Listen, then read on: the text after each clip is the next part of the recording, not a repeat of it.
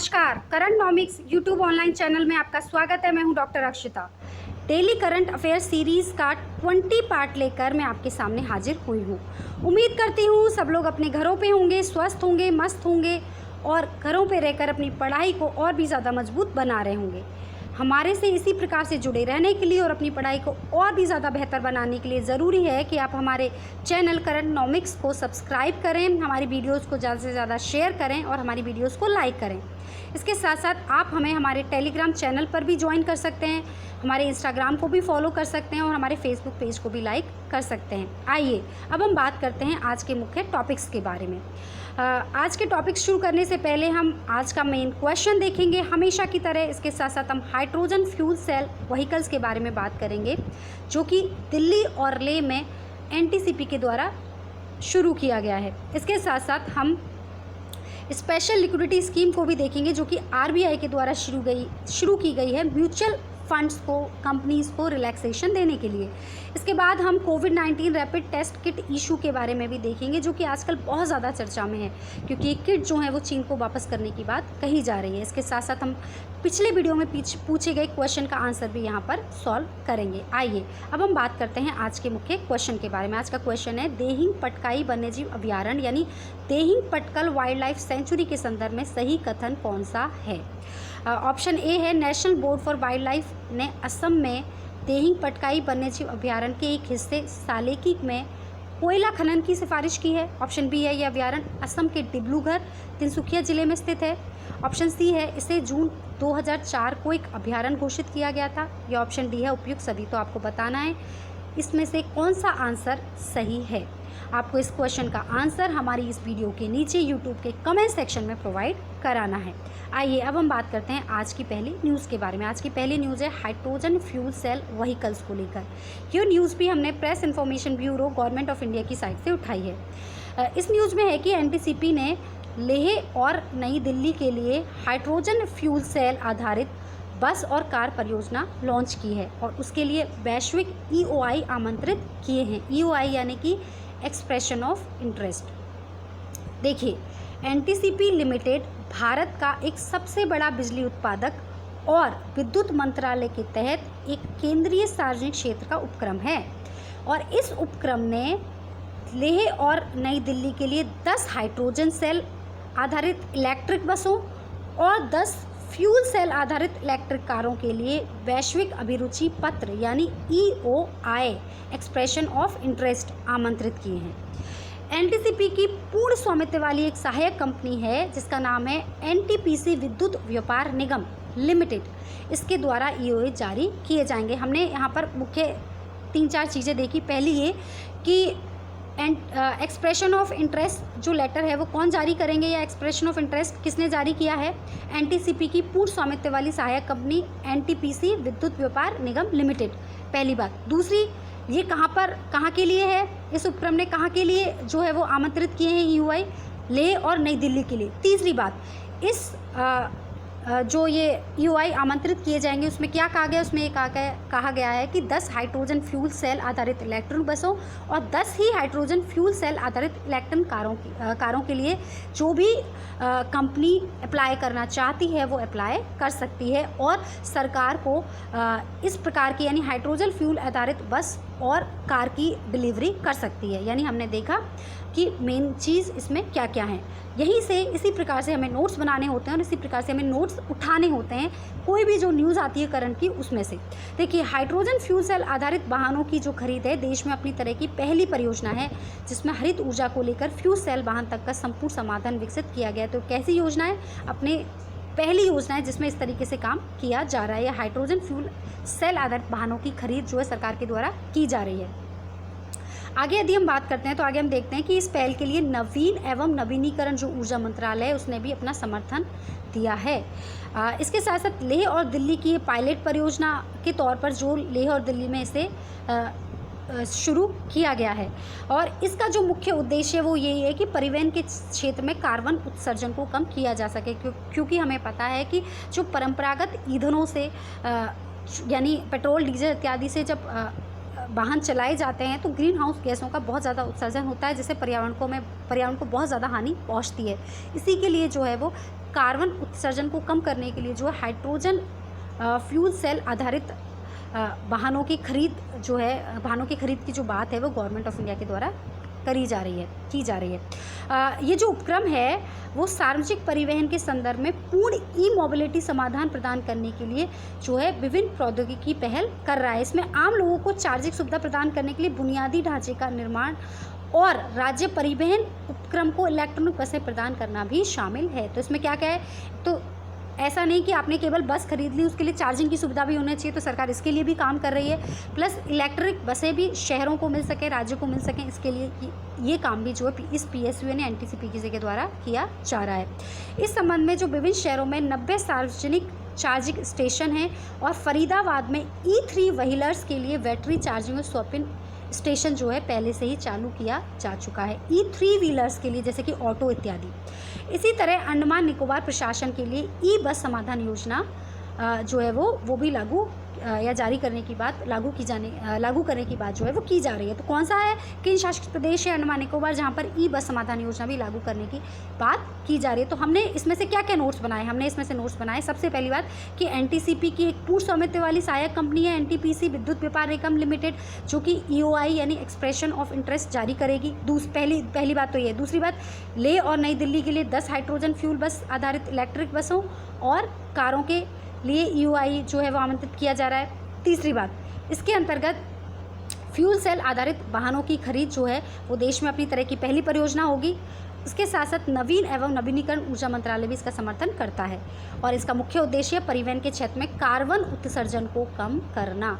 तो हमने इसके जो भी मुख्य की पॉइंट्स थे वो हमने निकाले और इसी तरीके से हमें नोट्स बनाने होते हैं। देखिए आगे बात करते हैं। तो हमने देखा कि विभिन्न शहरों में जो 90 सार्वजनिक चार्जिंग स्टेशन और फरीदाबाद में E3 व्हीलर्स के लिए बैटरी चार्जिंग स्वैपिंग मशीन पहले ही चालू की जा चुकी हैं। इसके साथ साथ अंडमान निकोबार प्रशासन जो है ई बस समाधान योजना लागू करने वाला पहला जो है वो राज्य केंद्र शासित प्रदेश या राज्य होगा। तो ये जो मुख्य की पॉइंट थे वो हमने देख ली। यहाँ इसका मतलब कि इस टॉपिक में से कहीं से भी क्वेश्चन आए तो हमारे पास सारे की पॉइंट्स उपलब्ध हैं जिनके ऊपर क्वेश्चन आ सकते हैं और हम इनका जवाब आसानी से दे सकते हैं। अब बात आती है कि ये जो हाइड्रोजन ईंधन सेल है वो होता क्या है। देखिए हाइड्रोजन ईंधन सेल भी रासायनिक ऊर्जा को क्या करते हैं, विद्युत ऊर्जा में परिवर्तित कर देते हैं, जिससे कि इलेक्ट्रॉनिक जो वाहन है वो चल सकते हैं। ईंधन सेल हाइड्रोजन तथा ऑक्सीजन को सम्मिश्रित करते हैं और विद्युत धारा का निर्माण करते हैं और इस प्रक्रिया से जो बायो प्रोडक्ट उत्पन्न होता है वो क्या होता है, जल होता है। तो इसलिए इसके बायो प्रोडक्ट के रूप में हमें जल मिलता है और पर्यावरण को हानि नहीं पहुंचती। ये जो ईंधन सेल हैं विद्युत वाहन यानी फ्यूल्स, इसको कहा जाता है ईंधन सेल विद्युत वाहन यानी फ्यूल सेल इलेक्ट्रिक व्हीकल। ये जो इलेक्ट्रिक वाहन है उस तकनीक में जब ईंधन सेल विद्युत वाहन की एक नई पीढ़ी की जो है वो शुरुआत की जा रही है। इसके अंतर्गत इलेक्ट्रिक मोटर को चलाने के लिए हाइड्रोजन का प्रयोग किया जाएगा और हाइड्रोजन हमें पता है कि पर्याप्त मात्रा में क्या है, उपलब्ध है। तो हाइड्रोजन ईंधन सेल हमें समझ में आया क्या होता है। ये क्या करता है, रासायनिक ऊर्जा को विद्युत ऊर्जा में बदल देता है। इसके साथ इसके बायो प्रोडक्ट के रूप में जल हमें प्राप्त होता है और ये जो है वो ऑक्सीजन के साथ क्रिया, हाइड्रोजन ऑक्सीजन के साथ जो है क्रिया करके विद्युत धारा का निर्माण करते हैं और ये जो है वो नई पीढ़ी की शुरुआत है जिसके अंतर्गत हाइड्रोजन का उपयोग किया जा रहा है और हमें पता है कि जो है विश्व में पर्याप्त मात्रा में हाइड्रोजन उपलब्ध है। हमें पता है कि पेट्रोलियम या पेट्रोल या डीजल जो हैं वो लिमिटेड सोर्स हैं, उनको बनने में बहुत ज़्यादा समय भी लग जाता है। जितने भी पारंपरिक ईंधन के स्रोत हैं उन्हें बनने में लाखों करोड़ों वर्ष लग जाते हैं। तो इसलिए इनके जो स्रोत हैं वो भी क्या है, बहुत लिमिटेड हैं, सोर्सेज भी बहुत ज़्यादा लिमिटेड है। तो हाइड्रोजन जो है ईंधन सेल जो है वो फ्यूचर के लिए एक बहुत ही अच्छी टेक्नोलॉजी साबित हो सकता है जिसके अंतर्गत परिवहन के जो साधन है उनका संचालन किया जा सकता है। यहाँ पर हमने देखा कि जितने भी पारंपरिक दहन आधारित तकनीकी के विपरीत ये जो है वो अत्यंत कम मात्रा में ग्रीन हाउस गैसों का उत्सर्जन करती है और इसके द्वारा उत्सर्जित वायु से स्वास्थ्य को भी कोई नुकसान नहीं होगा। तो इसके लिए ज़रूरी है कि हाइड्रोजन ईंधन सेल जो निर्मित व्हीकल हैं उनके उत्पादन पर और उनके विकास पर है जो है वो सरकार के द्वारा ज़्यादा से ज़्यादा ध्यान दिया जाए और जिससे कि हमारे पर्यावरण को भी कम से कम नुकसान पहुँचे। तो हमने पहली न्यूज़ देखी जो कि हमने PIV से उठाई थी। अब हम अपनी दूसरी स्पेशल न्यूज़ के बारे में बात करते हैं जो कि स्पेशल लिक्विडिटी स्कीम को लेकर है। ये जो स्कीम है ये RBI के द्वारा शुरू की गई है। किसके द्वारा शुरू की गई है, पहला पॉइंट वो है RBI के द्वारा। इसके अंतर्गत क्या किया गया है, इसके अंतर्गत RBI ने MF यानी म्यूचुअल फंड के लिए 50,000 करोड़ रुपए देने की बात कही है। अच्छा, ये चर्चा में क्यों है या ये योजना शुरू करने की ज़रूरत RBI को क्यों पड़ी? क्योंकि USA की एक कंपनी है फ्रैंकलिन टेम्पलेटन, जिसने अपनी 6 डेट फंड स्कीम जो है वो बंद कर दी हैं। एक्चुअली डेट फंड स्कीम्स होती क्या? देखिए, 2 प्रकार की मुख्य स्कीमें होती हैं। एक तो होती है equity scheme, equity fund scheme, और दूसरी होती है डेट फंड स्कीम। जो इक्विटी फंड स्कीम्स होती हैं वो हाई रिस्क और हाई गेन प्रोवाइड कराती हैं। वही डेट फंड स्कीम होती हैं उनमें लो रिस्क होता है और लो गेन ये देती हैं, लेकिन काफ़ी ज़्यादा सिक्योर मानी जाती हैं। हुआ ये कि कोविड-19 के क्राइसिस की वजह से ये जो डेट फंड स्कीम्स हैं वो बंद कर दी गई हैं। ऐसी स्थिति में म्यूचुअल फंड कंपनीज़ के लिए जो लिक्विडिटी या नगद की समस्या उत्पन्न हो गई है, जिसके लिए RBI ने ये कदम उठाया है। तो RBI ने कहा है कि ये स्कीम जो है वो 27 अप्रैल से लेकर 11 मई 2020 तक जारी रहेगी, या फिर जब तक कि इस पूरी रकम का इस्तेमाल नहीं हो जाता, दोनों में से जो भी पहले होगा वो जारी रहेगी। मान लीजिए 11 मई से पहले ही 50,000 करोड़ रुपए जो हैं वो म्यूचुअल फंड कंपनीज़ के द्वारा पूरे जो है कंजप्ट कर लिए जाते हैं, उनका पूरा उपयोग कर लिया जाता है, तो ये स्कीम पहले भी जो है वो ख़त्म हो जाएगी। अदरवाइज़ 27 अप्रैल से 11 मई तक तो ये स्कीम चलेगी, जो भी पहले होगा वो। इसके अलावा बाज़ार के हालत को देखकर RBI को लगेगा तो वो इसकी टाइम भी बढ़ा सकती है और इसके अमाउंट को भी बढ़ा सकती है। यानी बाज़ार की हालत को देखते हुए जो है RBI वह टाइमलाइन और अमाउंट की समीक्षा करेगी। तो हमने देखा कि RBI ने क्या किया, RBI ने म्यूचुअल फंड कंपनीज़ के लिए 50,000 करोड़ रुपये की स्कीम जो है वो शुरू की है, जिसका नाम स्पेशल लिक्विडिटी स्कीम रखा है। इसके अंतर्गत RBI म्यूचुअल फंड कंपनीज़ को 50,000 करोड़ रुपए उपलब्ध करवाएगी। ऐसा क्यों करना पड़ा RBI को? क्योंकि जो 6 डेट फंड स्कीम्स हैं वो बंद कर दी गई हैं, जिसकी वजह से म्यूचुअल फंड कंपनीज़ पर लिक्विडिटी को लेकर जो है प्रॉब्लम हो गई है, या उनके पास नकदी की समस्या हो गई है। और ऐसा क्यों हुआ है? ऐसा हुआ है कोरोना वायरस या कोविड-19 के क्राइसिस की वजह से। और ये स्कीम कब से कब तक चालू रहेगी? 27 अप्रैल से लेकर 11 मई तक ये स्कीम चालू रहेगी, या फिर जो भी पहले हो। यानी यदि पूरी रकम का इस्तेमाल पहले हो जाता है तो पहले ये स्कीम ख़त्म हो जाएगी, अदरवाइज़ 11 मई तक तो ये स्कीम चलेगी। इसके अलावा जो है बाज़ार की हालत को देखकर जो है RBI टाइमलाइन और अमाउंट की समीक्षा करेगा। आगे देखते हैं। अब यहाँ पर क्वेश्चन ये आता है कि मैडम ये म्यूचुअल फंड होते क्या हैं? एक्चुअली म्यूचुअल फंड जो कंपनियाँ हैं वो निवेशकों से पैसा जुटाती हैं, जो भी इन्वेस्टर्स इन्वेस्ट करना चाहते हैं उनसे पैसा जुटाएंगी और इन पैसों को वो शेयर में निवेश करती हैं। ऐसा इसलिए होता है क्योंकि जो लोग शेयर बाज़ार में निवेश के बारे में बहुत नहीं जानते, जैसे कि आप यदि शेयर बाज़ार में पैसा लगाना चाहते हैं लेकिन आप जानते नहीं हैं कि आपको कौन सा शेयर खरीदना चाहिए, किस हिसाब से पैसा लगाना चाहिए, तो म्यूचुअल फंड स्कीम्स में अपना पैसा लगा सकते हैं। और ये म्यूचुअल फंड कंपनियां क्या करती हैं, जो भी इन्वेस्टर से पैसा कलेक्ट करती हैं उन्हें शेयर मार्केट्स में लगा देती हैं। और उनके लिए जो है म्यूचुअल फंड निवेश का अच्छा विकल्प जो है ये म्यूचुअल फंड कंपनी जो है प्रोवाइड कराती हैं ऐसे लोगों के लिए जो कि म्यूचुअल फंड के बारे में ज़्यादा नॉलेज नहीं रखते। तो इससे क्या होता है कि जब म्यूचुअल फंड कंपनीज़ के पास लिक्विडिटी की या नकदी की प्रॉब्लम खड़ी हो गई तो शेयर बाज़ार को क्या हो गया, शेयर बाज़ार लगातार गिरने लगा और शेयर बाज़ार में भी बहुत बड़ी समस्या जो है उत्पन्न हो गई है। एक्चुअली हुआ ये इसलिए है क्योंकि कोरोना वायरस क्राइसिस की वजह से ऐसा हुआ है और म्यूचुअल फंड पर लिक्विडिटी का दबाव बढ़ा है। तो निवेशकों के जो पैसे हैं वो निवेशक जो हैं वो अपने पैसे इन म्यूचुअल फंड स्कीम से कंपनी से निकालने लगे हैं, जिसे रिडम्पशन कहा जाता है। तो हमने देखा कि बेसिकली जो है वो liquidity scheme, special liquidity scheme है क्या, किसने शुरू की गई, इसके अंतर्गत जो है म्यूचुअल फंड कंपनीज़ को कितना पैसा दिया जाएगा, म्यूचुअल फंड कंपनीज़ करती क्या हैं इत्यादि। आइए अब हम आगे देखते हैं कि इसके वजह से जो है RBI इसको कैसे जो है वो अप्लाई करेगी, इसकी प्रोसेस क्या होगा ये कि RBI जो है वो बैंकों को सस्ते रेट पर फंड उपलब्ध करवाएगी, क्योंकि RBI directly mutual fund company से तो जो है वो कोई रिलेशन रखेगी नहीं। RBI जो म्यूचुअल फंड कंपनीज़ को डायरेक्ट तो फंड उपलब्ध करवाएगी नहीं, वो बैंकों को सस्ते रेट पर फंड उपलब्ध करवाएगी इस स्कीम के माध्यम से। इसमें क्या होगा, जो बैंक है वो म्यूचुअल फंड्स कंपनीज़ को ज़रूरत पड़ने पर जो है वो पैसा उधार देंगे। तो इसमें क्या होगा, बैंक कॉर्पोरेट बॉन्ड्स को या कमर्शियल पेपर के कोलेट्रल खरीद कर जो है फंड मुहैया कराएगी। कोलेट्रल जो होता है एक तरीके से ये जो कमर्शियल पेपर के जो कोलेट्रल होते हैं या कॉर्पोरेट बॉन्ड्स के जो कोलेट्रल होते हैं वो एक तरीके से सिक्योरिटी होती है। तो देखिए होगा क्या क्या प्रोसेस होगी इसकी, इस स्कीम में RBI बैंक को सस्ते रेट पर फंड उपलब्ध करवाएगी, क्योंकि RBI directly mutual fund companies से जो है वो कॉन्टैक्ट नहीं करेगी। RBI डायरेक्टली म्यूचुअल फंड जो कंपनीज़ हैं उनको फ़ंड उपलब्ध नहीं करवाई, वो बैंकों के माध्यम से उपलब्ध करवाएगी। अब बैंक क्या करेंगे, bank in mutual fund companies को ज़रूरत पड़ने पर पैसा उधार देंगे, लेकिन कैसे देंगे, वो बैंक जो है वो कॉर्पोरेट बॉन्ड या कमर्शियल पेपर के कोलेटरल को खरीदेंगे, क्योंकि वो सिक्योरिटी पेपर होता है, जैसे कि गवर्नमेंट सिक्योरिटीज़ होती हैं, ऐसे ये सिक्योरिटी पेपर की भांति जो होता है सिक्योरिटीज़ होती हैं ये। तो कंपनी क्या होगी, इन म्यूचुअल फंड कंपनी से सिक्योरिटी लेंगी और उनको फ़ंड उपलब्ध करवाएंगी, और ये जो म्यूचुअल फंड कंपनीज़ होंगी ये फ़ंड जो है प्राप्त करके शेयर मार्केट में लगाएंगी। इस तरीके से शेयर मार्केट जो रेगुलरली नीचे जा रहा है या उसमें बहुत ज़्यादा गिरावट आ रही है, तो उसको कहीं ना कहीं सपोर्ट मिलेगा। तो आरबीआई पूरी तरीके से कोशिश कर रही है कि कोविड-19 की वजह से जो है वो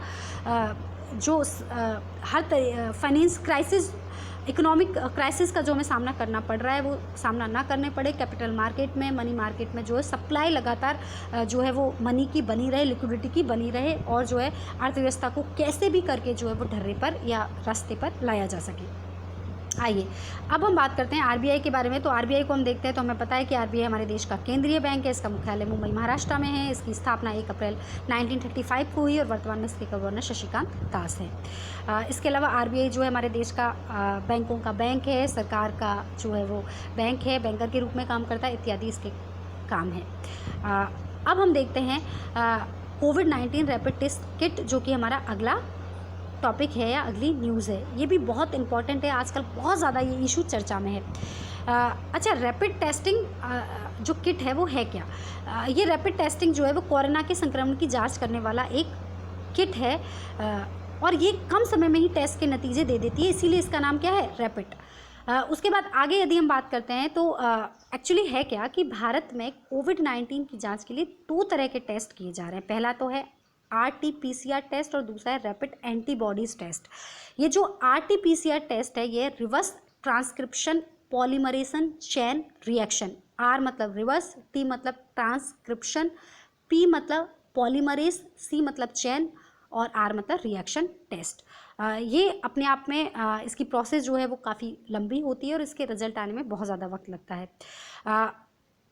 RT-PCR में इस बात की जांच की जाती है कि वायरस मौजूद है या नहीं, यानी जैसे ही कोरोना वायरस अटैक करता है आपके शरीर में या कोरोना वायरस आपके शरीर में जैसे ही अंदर जाता है, तो इस जो टेस्ट है इसके द्वारा ये जांच की जाती है क्या आपके अंदर वो वायरस मौजूद है या नहीं है। इसके लिए व्यक्ति के रेस्पिरेटरी ट्रैक्ट या थ्रोट स्वैब या नाक के पीछे वाले गले के जो हिस्से होते हैं उससे सैंपल लिया जाता है, यानी जो है एक इस किट के जरिए जो है सैंपल लिया जाता है। कहाँ से? आपके रेस्पिरेटरी ट्रैक्ट से या थ्रोट स्वैब से या नाक से। इसके नतीजे जो हैं आने में काफ़ी सारा समय लग जाता है, 12 से 24 घंटे का वक्त जो है इसमें लग जाता है। वहीं यदि हम RT-PCR और सेरोलॉजिकल टेस्ट की बात करें तो इनमें अंतर क्या है? देखिए, रैपिड टेस्ट किट के जरिए आमतौर पर सेरोलॉजिकल टेस्ट किया जाता है, या फिर हम कह सकते हैं रैपिड टेस्ट किट को ही सेरोलॉजिकल टेस्ट कहा जाता है।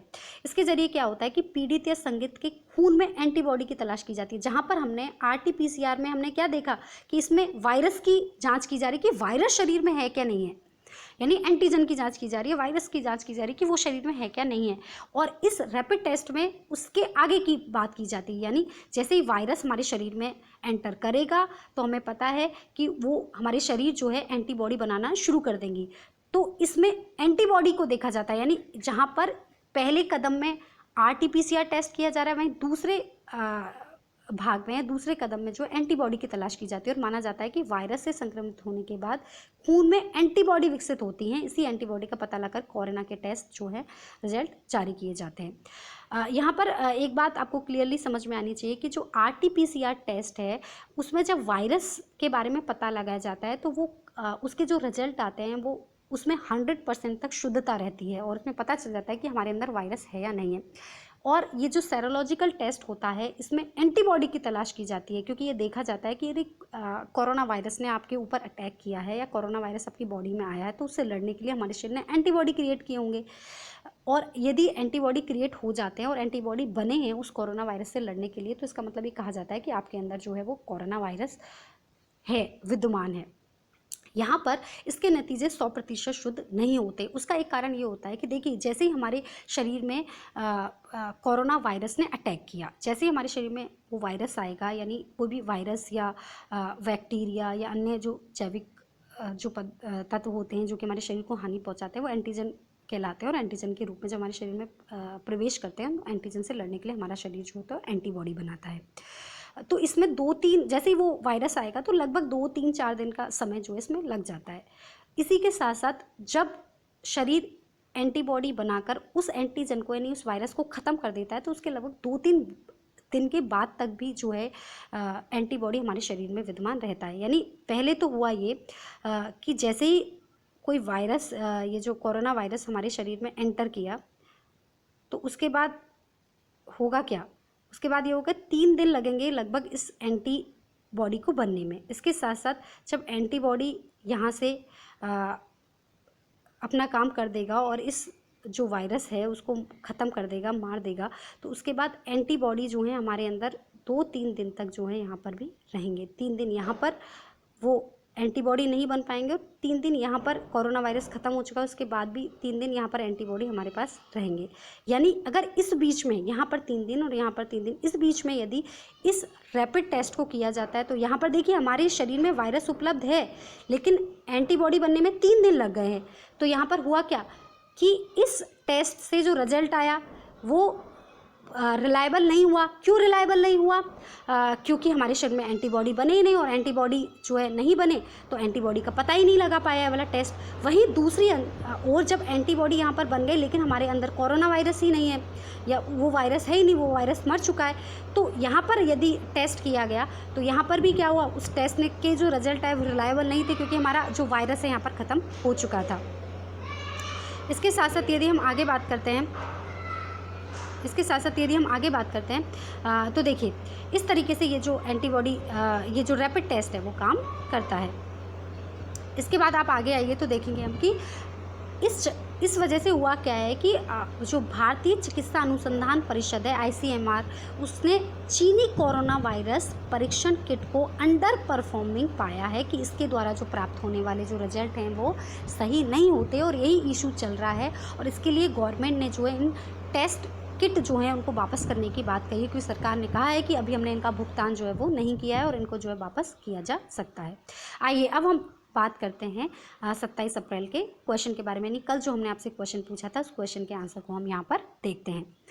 क्वेश्चन है Haryana government launches help me app for. Question आपका ये था कि हरियाणा गवर्नमेंट ने जो हेल्प मी ऐप लॉन्च किया है वो एक्चुअली है क्या, आपको उसके बारे में बताना था। और मैं बहुत ज़्यादा मोटिवेटेड हूँ, बहुत ज़्यादा प्रसन्न हूँ कि बहुत सारे स्टूडेंट्स ने इस क्वेश्चन का जवाब जो है वो सही प्रोवाइड कराया है। इसके अंतर्गत single application to provide all necessary service, ये इसका ए जो ऑप्शन है वो सही होगा, बाकी का B option, C option, D option सारे गलत हैं।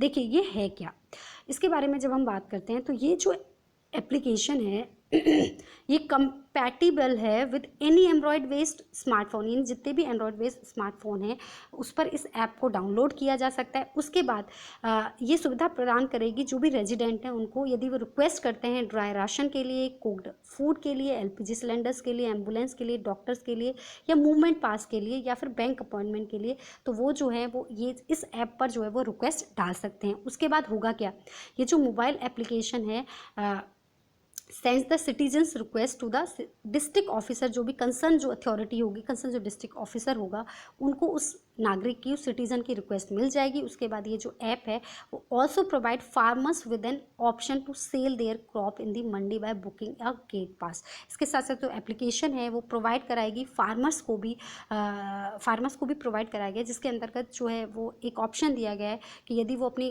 क्रॉप्स को सेल करना चाहते हैं मंडी में तो गेट पास जो है वो बनवा सकते हैं। तो इस प्रकार से इस एप्लीकेशन के थ्रू जो है वो कोई भी व्यक्ति किसी भी प्रकार की जो प्रॉब्लम है या किसी भी प्रकार की जो हेल्प है, नेसेसरी सर्विस को लेकर, वो इस एप्लीकेशन के थ्रू जो है उसको प्रोवाइड हो जाएगी। क्योंकि जैसे ही जो कंसर्न डिस्ट्रिक्ट ऑफिसर होगा उसके पास इस प्रकार की जो रिक्वेस्ट आएगी तो उसके ऊपर लगातार काम करेगा और जैसे ही उसकी जो रिक्वेस्ट है वो फुलफिल हो जाएगी, पूरी हो जाएगी, तो इस एप्लीकेशन के जरिए उस डिस्ट्रिक्ट कंसर्न जो डिस्ट्रिक्ट ऑफिसर होगा उसको पता भी चल जाएगा। तो हमने देखा कि ये जो हरियाणा में हेल्प मी ऐप लॉन्च किया गया है ये है क्या। मैं उम्मीद करती हूँ कि आपको आज की हमारी वीडियो बहुत ज़्यादा पसंद आई होगी।